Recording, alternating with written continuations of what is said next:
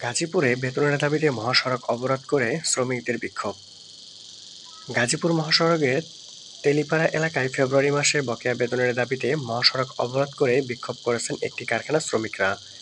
এতে ঢাকা-ময়মনসিংহ মহাসড়কে যান চলাচল বন্ধ হয়ে গেলে দুর্ভোগে পড়েন এই পথের পথচারী, যাত্রী ও চালকরা। রবিবার ১৬ মার্চ বিকেল ৩:৩০টার দিকে তেলিপাড়া এলাকার লুমের টেক্সটাইল লিমিটেড কারখানার শ্রমিকরা ঢাকা-ময়মনসিংহ মহাসড়ক অবরোধ করে বিক্ষোভ করা শুরু করেন। বিকেল ৫টার দিকে সেনাবাহিনী, থানা ও পুলিশ এসে ঘটনাস্থলে গিয়ে শ্রমিকদের বুঝিয়ে সরিয়ে দিলে যান চলাচল স্বাভাবিক হয়। কারখানার শ্রমিকরা জানান, তাদের কারখানায় ৪ শতাধিক শ্রমিক কাজ করেন। মার্চ মাসে ১৫-১৬ দিন হয়ে গেলেও ফেব্রুয়ারি মাসের বেতন দিচ্ছে না মালিকপক্ষ। এজন্য সড়ক অবরোধ করেছে তারা। বাসন থানার ভারপ্রাপ্ত কর্মকর্তা ওসি কায়সার আহমেদ বলেন, মহাসড়ক অবরোধ যান চলাচল বন্ধ হয়ে যায়।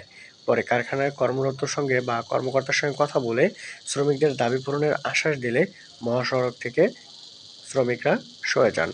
এখন যান চলাচল স্বাভাবিক রয়েছে।